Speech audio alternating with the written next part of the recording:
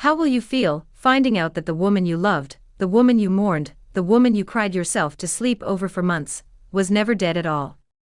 Imagine standing at a door you were not supposed to knock on, looking at a face you had already buried in your heart, and realizing that everything you thought you knew about loss, about grief, about moving on, was built on a secret she chose to keep. Not out of cruelty. Not out of hatred. But out of a love so deep and so selfless that it broke her more than the crash ever did.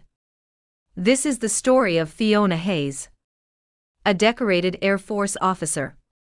A woman of steel, trained to survive the unsurvivable. A woman who did exactly that, and then made the most heartbreaking decision of her life in the quiet of a hospital room, alone, while the men she loved grieved her funeral on the other side of the country. Stay with me. Because this story does not end where you think it does. And the twist in the middle of it, the moment that changes everything, will leave you asking one question for a very long time. Before we go any further, there are 3 questions I want you to carry with you through every single moment of this story. Hold them. Because the answers are coming, but not when you expect them, and not the way you think. The first question is this: how far would you go to protect the person you love, even if protecting them means letting them believe you are gone forever? Is that an act of love or is it a theft? Because depending on how you look at it, it is both. The second question is darker, and it is the one that sits underneath the entire story like a current you cannot see until you are already in it. When the truth finally surfaces after all the grief, and the moving on and the new beginnings that were built on a lie, is what happens next a rescue or a destruction? And the third question, the one I want you to sit with longest: if you were Desmond Cole, and you knocked on that door, and it opened, and there she was, alive, looking back at you from a wheelchair she told no one about, what would you feel first? Relief? Fury?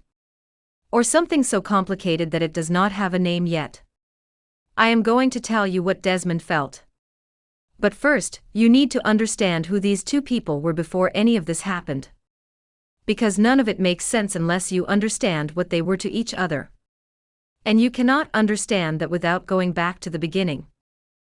All the way back to a mechanic shop, a waiting room chair, and a Tuesday afternoon that changed both of their lives in a way neither of them saw coming.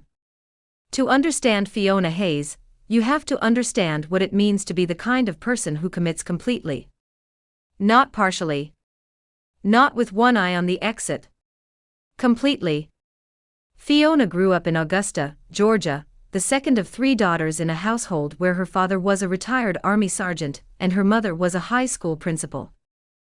Discipline was not something imposed on Fiona from the outside, it was something she was born into and absorbed so thoroughly that it became structural, part of how she thought, part of how she moved through the world. She was not the most talkative person in any room she walked into. She was the most anchored. The one people looked to without knowing exactly why. She enlisted in the United States Air Force at 19 years old, and in the years that followed she rose through the ranks with the kind of quiet, consistent excellence that does not make headlines, but makes careers. By the time she was 28, she held a rank that told everyone around her that she was not a person passing through, she was a person who had decided on this life and meant it. On the base, her colleagues described her the same way, regardless of whether they knew her well or barely at all. Steady. Precise. The kind of officer who made everyone around her better simply by being in the room, and setting a standard without ever having to announce it. Off duty, Fiona was a different temperature entirely. Her sister Tasha, who was 18 months older and had grown up sharing a bedroom with her, used to say that most people only ever met the uniform. They never got to meet the person wearing it. The person wearing it was warm, funny in a dry and unexpected way, fiercely loyal, and completely allergic to anything performative. Fiona Hayes did not do things to be seen doing them. She did things because she had decided they were worth doing. That applied to her work. It applied to her friendships. And it would, eventually, apply to the most painful decision she ever made. She met Desmond Cole on a Tuesday afternoon, when her car finally refused to be ignored. She had been putting off the service for 2 weeks, there was always something more pressing, always a reason to push it back one more day, and when the sound the engine was making graduated from annoying to genuinely concerning, she finally drove it to a shop on the east side of town. It was a busy afternoon. She sat in the waiting area with her phone and a coffee that was not good but was hot, and she was working through a stack of emails when Desmond walked in. He was there for a routine oil change, which he would later joke was the most consequential oil change in his personal history. Desmond Cole had built his company, a mid-size logistics and supply chain operation called Cole Integrated Solutions, from a single warehouse startup he launched at 24 years old with a business plan, a bank loan, and a level of certainty about what he was doing that his own family privately thought was either courage or madness. By 31, the business had grown into something real, a company with contracts, employees, a reputation in his industry for reliability and precision. He was successful in the way that people are successful when they have worked very hard for a very long time, and refused to cut corners along the way. He was also, as his closest friends would have told you without hesitation, a man who had not yet found the relationship that matched the life he had built. He had dated. He had been close with people. But the specific feeling of meeting someone who existed on the same frequency, the feeling he had heard people describe, but had begun to quietly suspect was overstated, he had not yet felt it. He felt it the moment he walked into that waiting room. He noticed Fiona before he had crossed the room. Not just the way you notice someone who is physically striking, though she was, but the way she sat. Straight-backed, completely at ease, not performing relaxation or casualness or any of the dozen things that people perform in public spaces. She was simply present. Occupying her space fully, and without apology. Desmond found that arresting in a way he could not immediately explain. He sat down 2 seats away. He looked at his phone for approximately 90 seconds, before he gave up pretending he was more interested in his phone than in the woman sitting nearby. He introduced himself. Fiona looked up from her screen, measured him with the kind of quick and accurate assessment that military officers develop over years of reading situations fast, and told him her name. 2 words. Fiona Hayes. He asked her what she did. She told him, Air Force, active duty, officer rank. He did not perform the reaction that some people perform at that information, the overeager admiration that always lands slightly wrong. He just nodded and said that tracked. She asked him why. He said her posture gave it away before she said anything. She looked at him for a moment and then she laughed, a real laugh, fast and unguarded, the kind that comes out before you decide to let it. And Desmond Cole, who had not made someone laugh like that in a long time without working for it, decided in that moment that he was not letting her leave that shop without getting a phone number. He asked her to dinner. She said she would think about it. She called him the next morning. They had dinner that Friday. Their first dinner lasted 4 hours. Not because either of them was performing, there was no performance in either of them, which was part of why it worked, but because the conversation kept finding new rooms to walk into. He talked about building the company, about the early years when he was running everything himself and sleeping 4 hours a night, and refusing to ask for help because asking for help felt like admitting he had overestimated himself. She talked about the Air Force, about what it actually felt like to build a career in a structure that large and that demanding, about the parts of military life that people outside it romanticize without understanding the cost. They talked about their families. They talked about the things they were afraid of, which was a level of honesty that most first dinners never reach. By the time the restaurant was trying to close around them, they both knew that something real had started. Not something easy. Not something uncomplicated. But something real. And both Fiona Hayes and Desmond Cole were people who knew the difference. They dated carefully, which suited them both. No rushed declarations, no manufactured intensity. Just 2 people making consistent space for each other inside lives that were already full and demanding. Desmond made the space without resentment because he understood her career was not something she had on the side, it was the architecture of who she was. Fiona made the space without guilt because Desmond never made her feel like she owed him more time than her duty allowed. They argued directly and resolved things the same way, without letting things calcify into resentment. Tasha, who watched the relationship develop from the outside, said it was the first time she had ever seen her sister choose something for herself without immediately starting to talk herself out of it. 8 months into dating, sitting on the back porch of Desmond's house on a Sunday evening with nothing particular happening, Desmond told her he loved her. He said it the way people say things they have been carrying for a while and have finally decided to put down, without announcement, without ceremony, just the truth arriving at the moment it was ready. Fiona was quiet for a few seconds. And then she said it back. The relief on both their faces was the kind that only happens when something true finally gets permission to exist out loud.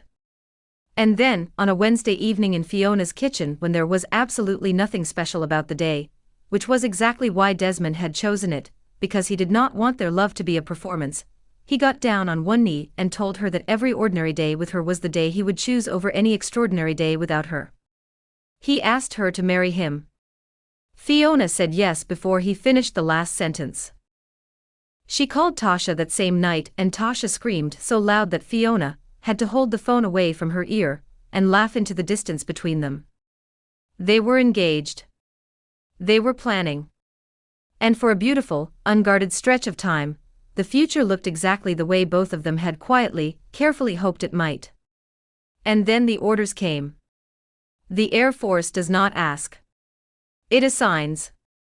Fiona received her deployment notice on a Thursday morning, a primary posting to a joint operations installation that required a specialized team, 6 months minimum, departure within the month.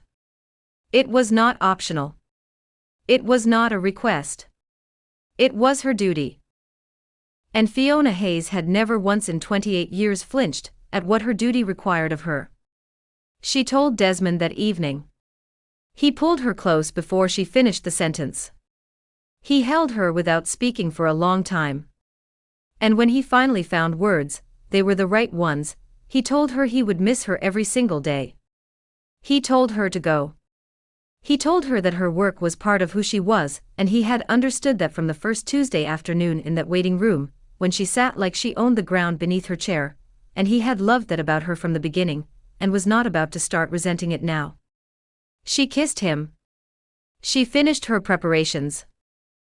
And on a gray, quiet Friday morning, Fiona Hayes boarded a military transport aircraft alongside 43 other Air Force officers, all of them bound for the same assignment, all of them carrying the weight of the goodbyes they had just said. Desmond watched her go. And then he drove home to a house that already felt different without her in it. The call came 48 hours later. Desmond was at his desk when his phone rang, a number he did not recognize, a voice he had never heard before. A military liaison officer, speaking with the particular practice steadiness that people use when they are delivering news they have delivered before and have learned not to let their own face show. There had been an incident. The transport aircraft carrying the unit had gone down.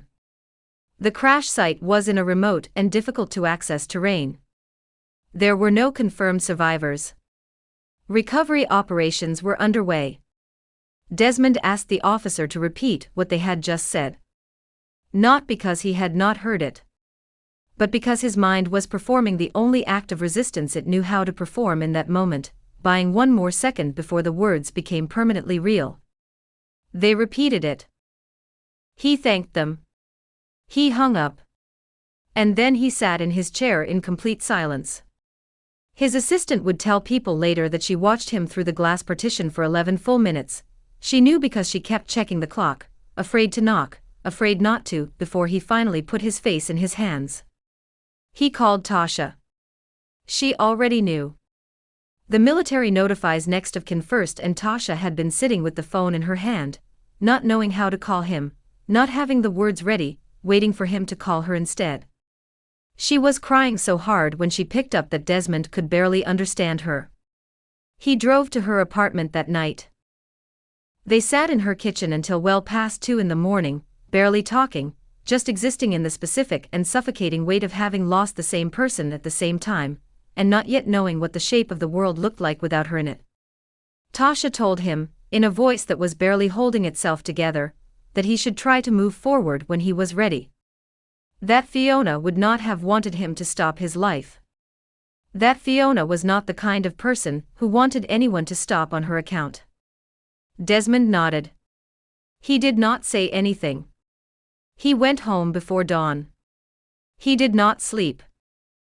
He went back to work the following week because the alternative was sitting in his house inside the silence she used to fill, and that was unbearable. He grieved Fiona Hayes the way a man grieves the person who was supposed to be his entire future, completely, privately, and with a kind of loss that does not have an endpoint you can circle on a calendar.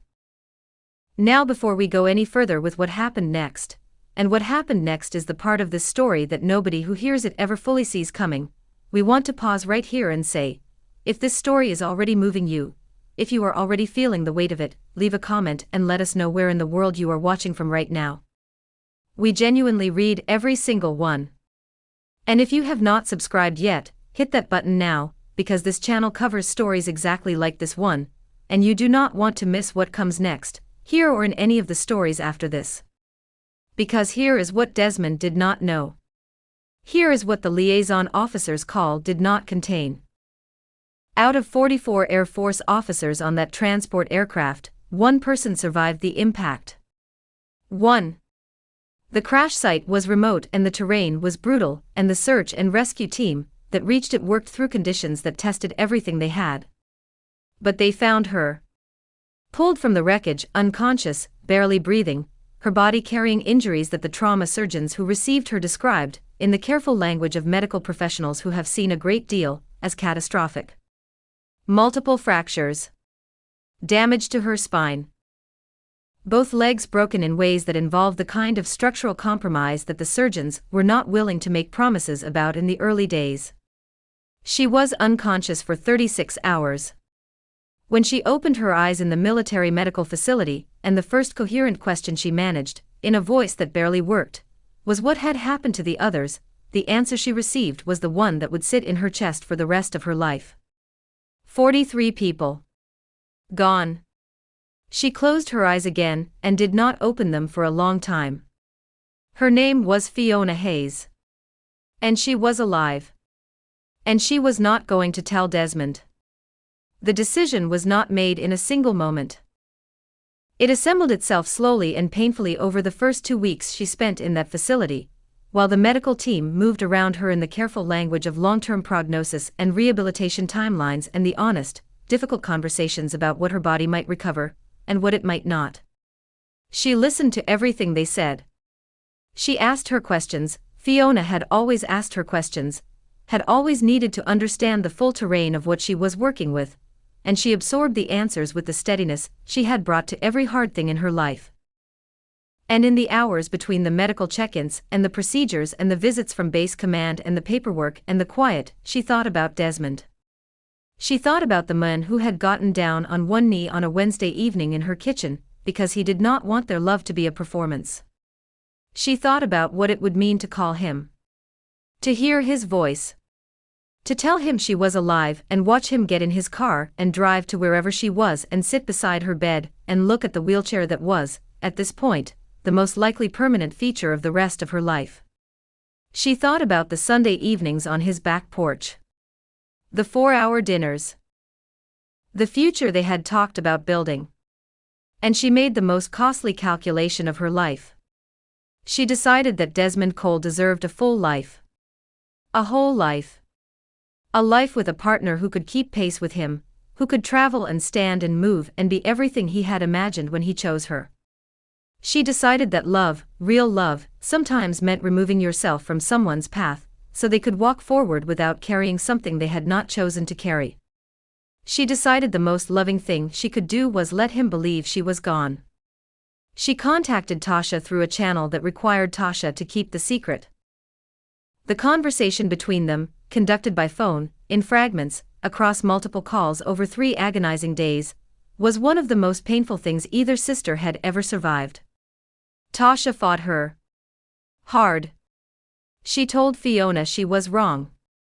She told her she was making a decision about Desmond's life without his knowledge or consent, and that Desmond was a grown man who deserved to make that choice for himself. Fiona heard all of it. She had already thought all of it. She had lain in that hospital bed at 2 in the morning, and had the same argument with herself, and she had come out the other side of it still certain, not because she had stopped feeling, but because she loved him so much that his freedom mattered more to her than her own presence in his life. She begged Tasha. She asked her to confirm the death if Desmond called. To let her disappear into the life she was now going to have to rebuild, quietly, alone, away from everyone who had known her before the crash. Tasha refused 3 times. And then, because she loved her sister in a way that overrode even her own better judgment, she gave in. And the weight of that decision would live in Tasha's chest for years. Desmond called Tasha. Tasha confirmed it. He mourned. He broke in the ways that people break when they lose someone they were certain about, not dramatically, not visibly, but structurally, in the internal architecture of who they thought their life was going to be. And then, because he was built to keep going even when he did not want to, he began to move forward. Months passed. The grief changed shape, did not disappear, does not disappear, but changed from something he was submerged into something he carried. And in that time, there was Luna Walsh. Luna had been in Desmond's professional orbit for a while before any of this happened, a confident, self-possessed woman, who had made her interest in him clear in the quiet way that people who do not need to press make things clear. He had not been available for it before. Grief made his loneliness physical in a way it had never been before, and Luna was kind and present and patient with him in a way that did not ask him to be further along than he was. He started spending time with her. The time became something more. He told himself he was trying, and trying was the most honest thing he had to offer. He got her engaged. He did not tell himself it was what he had felt with Fiona. He told himself that chapter was closed and this was the next one, and that not every chapter had to feel the same to be worth writing. They set a date. They announced it. And Desmond Cole moved through the preparations for a life with a woman he cared for but did not love the way he had once loved, with the efficiency of a man who has made a decision and intends to honor it. And then came the supermarket on a Tuesday afternoon. Ordinary in every way. Desmond was in the produce section, picking up groceries, thinking about nothing in particular, when he heard his name. He turned. A woman was standing a few feet away, caught between surprise and something more careful than surprise, a kind of recalibration happening in real time behind her eyes. Her name was Kezia. Kezia had served alongside Fiona for 2 years, a close friend in the specific way that friendships form fast between people who share demanding work and depend on each other in high-stakes conditions. Desmond recognized her after a moment and smiled. They exchanged the kind of careful pleasantries that people exchange when they have been connected through a loss, brief, gentle, covering the surface without pressing down on anything. And then Kezia asked how his fiancée was doing. She said it with a small, warm smile, the smile of someone who knows something good about someone they love, and cannot quite contain the pleasure of it. Desmond went still.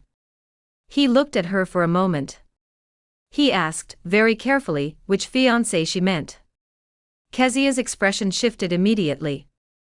The smile dropped. Something moved across her face that was part confusion and part the dawning, sickening realization that she had just said something she was not supposed to say. She started to backtrack. She said she must have been confused. She said she misspoke. She was sorry. But Desmond Cole had built a company from nothing by being a man who could read a room with precision. He knew the difference between a mistake and an accidental truth. What he had just seen on Kezia's face was not a mistake. He left his groceries where they were. He sat in his car in that parking lot for a long time, and he thought. He thought about Tasha's voice on the phone, the way it had sounded wrong in a way he could not name at the time, wrong in the specific way that a person sounds when they are saying something rehearsed rather than something real. He thought about the months of grief. He thought about Luna, and the engagement, and the wedding date on the calendar. And underneath all of it, something that had been locked for a very long time was beginning to move. He started making quiet inquiries. He did not call Tasha yet. He made the kind of careful moves that a man makes when he is not entirely sure what he is looking for but cannot stop looking. It took 48 hours. And then he had an address. He drove there on a Thursday morning without telling anyone where he was going. It was a modest house in a quiet neighborhood, single story, well kept, the kind of house that belongs to someone who values privacy and order and does not want to be found easily. He sat in his car outside for almost 10 minutes. He looked at the house. He thought about what it would mean if he was right. He thought about what it would mean if he was wrong. Then he walked up to the front door and knocked. There was a pause that lasted long enough for his heart to do something complicated. And then the door opened. And there she was. Fiona Hayes. Alive. Sitting in a wheelchair. Looking at him with an expression that held, all at once and without any room to hide, the specific horror of a secret arriving at its end, the guilt of a woman who had carried something enormous completely alone, and underneath both of those, love. The kind that does not go anywhere just because you have decided to sacrifice it. The kind that stays whether you give it permission or not. Desmond stood in that doorway and looked at her. And then he did something Fiona had not prepared for. He sat down on the front step, right there, in front of her wheelchair, and he put his face in his hands. And he wept. Not from anger. Not yet. From the overwhelming, devastating, physical relief of a man who had buried someone and just found her alive. When he could speak, he asked her one word. Why? Just that. Fiona told him everything. She told him about the crash, the impact, the wreckage, the 36 hours of unconsciousness, the 43 names she woke up to. She told him about the hospital and the surgeons and the prognosis and the wheelchair and the months of rehabilitation that had brought her to the house he was sitting outside right now. She told him about the decision. She told him she had looked at the life they had planned and decided that she was not going to be the reason he carried something he had not chosen. She told him she loved him too much to let him spend his future looking at what she had become and wondering about the version of her that used to board aircraft at dawn. Desmond listened to every word. And when she was finished, when the whole thing was laid out between them, he told her something she was not expecting. He told her that the version of her he had fallen in love with in that mechanic shop waiting room was not her legs. It was not her uniform or her rank or the things her body could do. It was the way she sat in a chair like the ground beneath it was hers by right. He told her she still did that. Wheelchair or not. He told her she had made a decision about his life without asking him, and that was the one thing, the single thing, he was genuinely angry about. And then he told her he loved her. That he had never stopped. That the grief of losing her had confirmed, permanently and without any remaining uncertainty, that she was the person his life was organized around. He asked her if she still loved him. She said yes before she had finished deciding to say it. Clean and immediate and completely honest. He drove home. He called Luna that evening. The conversation was the kind of difficult that does not clean up neatly. Luna Walsh was not a fragile woman, and she was not willing to pretend that what had happened to her was small. She was angry. She had every right to be. She had given real time and real feeling to a man whose heart had always had a room in it she could not access, and she deserved to say so, and she did. She showed up at Fiona's house 3 days later. What she said to Fiona was sharp and some of it was painful and none of it was entirely unfair. She told Fiona that disappearing had not been selfless, it had been a decision with consequences that spread far beyond Desmond, and that she, Luna, was one of those consequences. Fiona sat in her wheelchair and listened and took it. She did not argue. Because Luna was not wrong. The conversation ended without resolution. Luna left. And Fiona sat alone in her house for a long time afterward, carrying the weight of what her choice had cost people who had nothing to do with the crash, or the hospital, or the decision she had made at 2 a.m. in a room that smelled of antiseptic and grief. But love that has been tested the way Desmond and Fiona's love had been tested, by a crash, by a secret, by months of grief, by a wheelchair, by an honest confrontation on a front step, does not dissolve easily. Desmond came back. He kept coming back. And slowly, with the particular awkwardness of two people who have to rebuild something that was interrupted rather than finished, they found their way back to each other. Not back to what they were different people now, both of them. The crash and the secret and the grief had changed them in ways they were still mapping, but forward to something new. Something that had been stress-tested in ways most relationships are never stress-tested, and had held. They got married on a quiet Saturday with Tasha, as the person standing closest to Fiona, and a small group of people who knew the whole truth of what it had taken to reach that day. Fiona sat in her wheelchair at the front of the room. Desmond walked toward her. When he reached her and took her hand, neither of them said anything for a moment. They just looked at each other the way two people look at each other when they have already been through the worst and are choosing the rest of it deliberately, with full information, without illusions.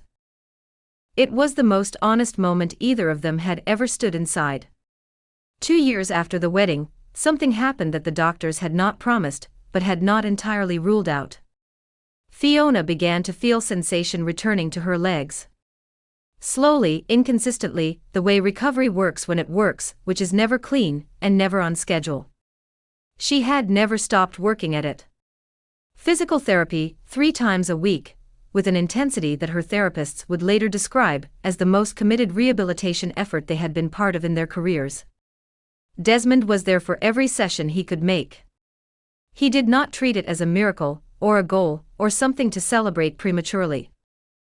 He treated it as work, the same way Fiona had always treated hard things, and he showed up for the work beside her without drama. Month by month the returns built on each other. And then one morning, 14 months into the new phase of her rehabilitation, Fiona Hayes stood up from her wheelchair. She did not cross the room.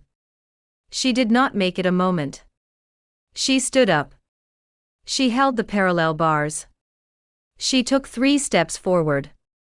And she looked up at Desmond, who was standing at the other end of those parallel bars, and for a full minute neither of them could speak.